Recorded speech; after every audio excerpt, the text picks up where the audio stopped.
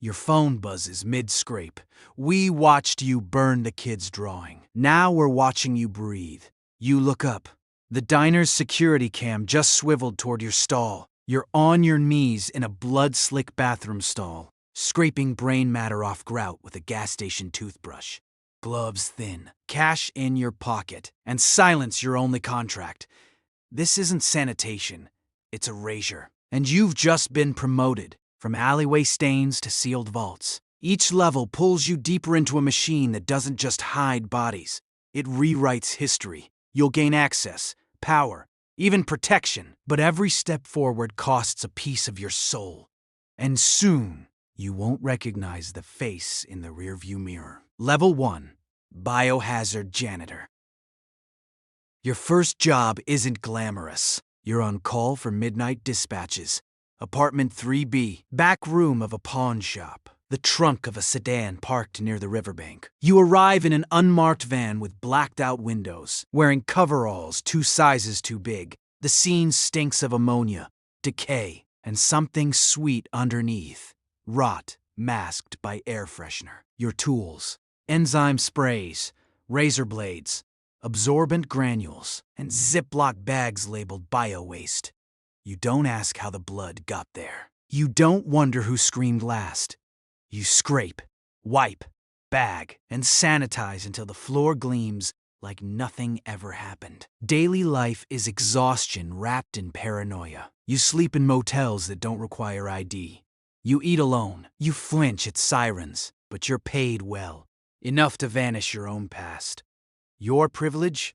You're invisible. Cops see a cleanup crew, not a suspect. Landlords don't care who you are as long as rent clears. But danger creeps in through small mistakes. A fingerprint missed on a light switch. A hair caught in duct tape. A neighbor who saw your van idling too long. The moral cost? You stop seeing victims. They're just messes, stains to neutralize. You find the drawing, then hear sirens. You shove it into your coveralls. Sprint to your van. But your glove tears on the door handle. You drop the drawing in a puddle. You leave it. That night, news breaks. Child ID'd from drawing found at crime scene. Your burner rings. Clean your own mess. 2 days later, the chemist slides into your booth, drops a photo of you burning that child's drawing, and says, "Next time, burn the kid too." Before you can refuse, he leaves an envelope thick with 20s and a key card stamped with a red triangle. The next level isn't about cleaning. It's about making evidence disappear before it becomes evidence. Level 2, Evidence Eraser.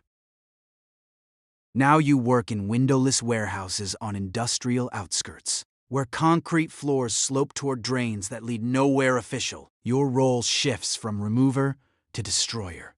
Documents, hard drives, weapons, clothing soaked in DNA. You incinerate, dissolve, or pulverize them in machines that hum like dying beasts. The chemist oversees operations from a glass booth, always wearing latex gloves even when drinking water. Daily life is sterile routine.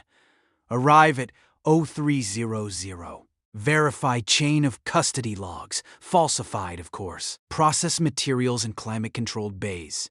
Leave before sunrise. You wear noise-canceling headphones not for music, but to drown out the hiss of acid vats digesting bone fragments. Privileges bloom quietly. You get a burner phone that routes through encrypted relays. A safe deposit box downtown holds your real name, buried under 3 aliases. You're allowed to carry a sidearm, though you've never used it. But danger sharpens. Surveillance drones hover near your apartment. A rival cleaner turns up floating in the bay with his tongue cut out. A warning against loose lips. The moral cost: you no longer just erase scenes. You erase truth. You dissolve the laptop, then recognize your own face in a deleted frame. You were the driver who dropped the senator off that night. The chemist's voice crackles. Good. Now you understand why we erase everything. Even you. When you shred letters from a dead woman to her daughter, you hum a tune to stay focused.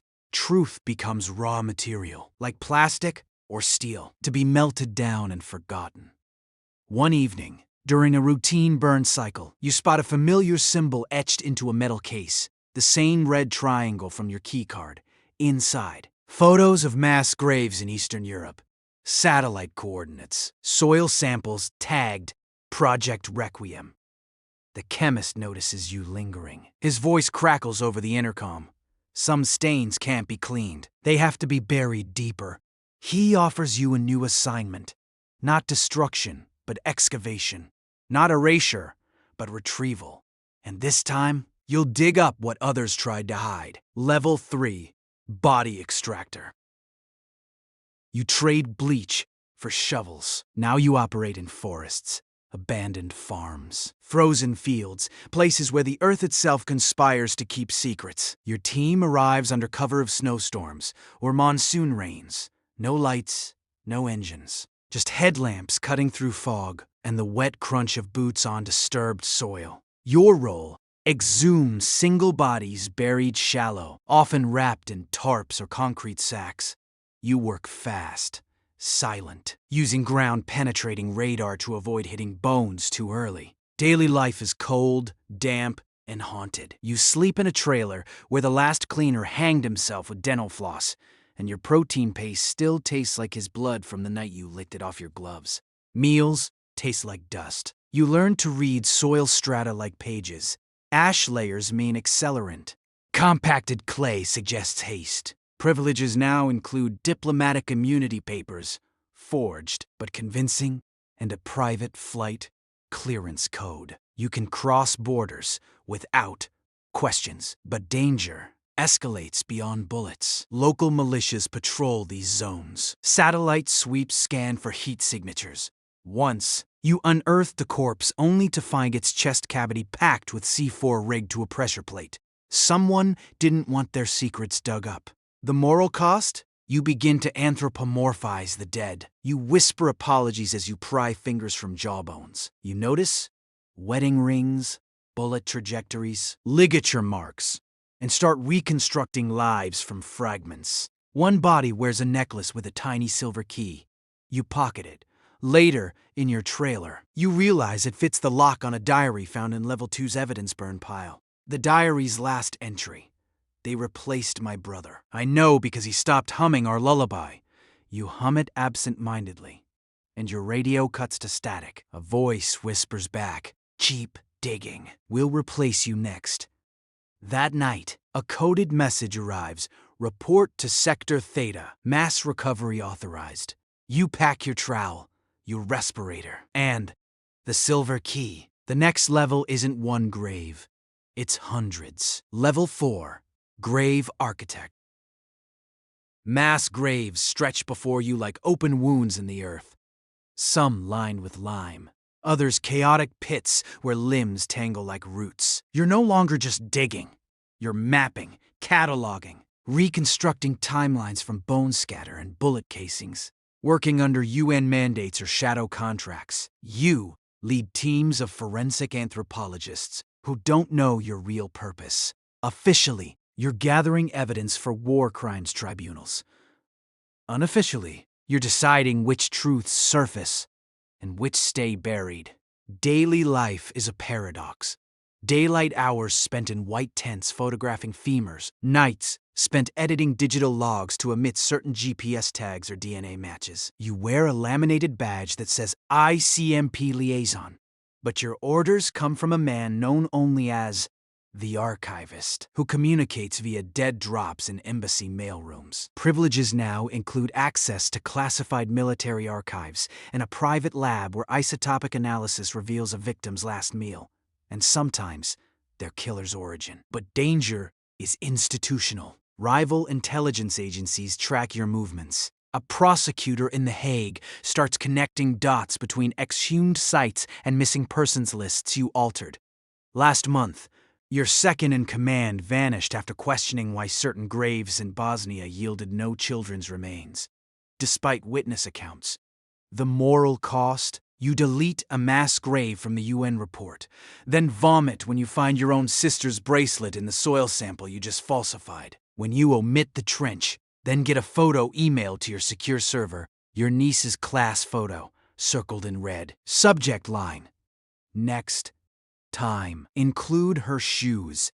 You tell yourself it's to prevent civil unrest, but you dream of chalkboards and empty desks. One rainy dawn, while sifting soil from a mass grave in Guatemala, you uncover a rusted dog tag stamped with a serial number you recognize. It belonged to a soldier whose file you shredded in Level 2. The archivist appears beside you, umbrella shielding his face.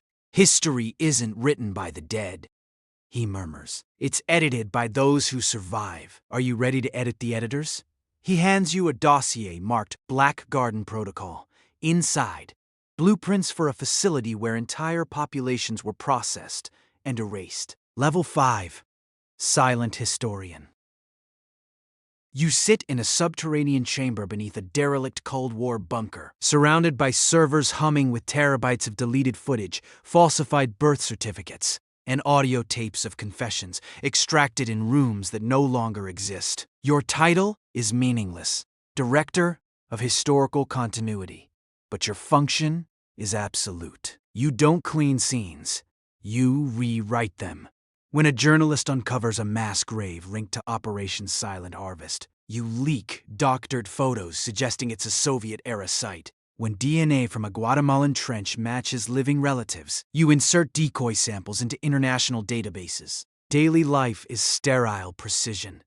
You sip mineral water from crystal glasses, dictate memos in 6 languages, and approve budgets that fund fake NGOs to muddy investigations. Privileges are godlike, but your own file is locked behind a biometric seal keyed to the silver key you've never used. The system won't let you delete yourself. It wants you buried, not gone. You own offshore accounts holding more than most nations' GDPs, but danger is existential. The archivist watches you through mirrored walls. Sleep brings visions of faces you've unmade, children whose names you replaced, activists whose deaths you recategorized as suicides. Your earliest memory is waking up in a Level 1 bathroom stall, same as every new cleaner. You realize they don't recruit cleaners. They grow them from erased people. You keep a locked drawer containing a single item, the silver key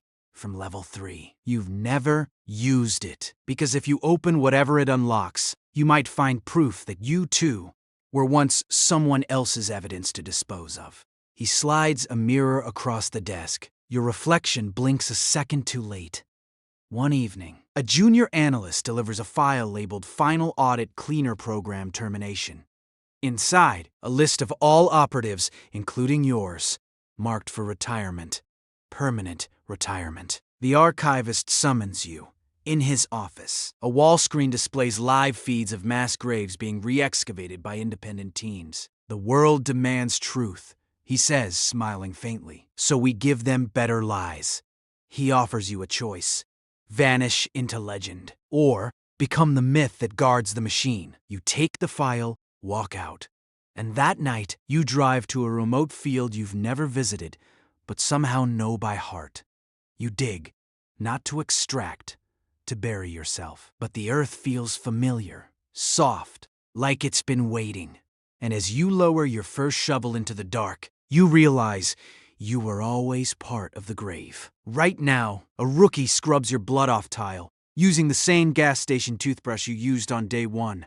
His glove rips. He drops it, just like you did. The cycle's not a metaphor, it's inventory. You were never just cleaning up after the system. You were the system's immune response, erasing infections before they could spread.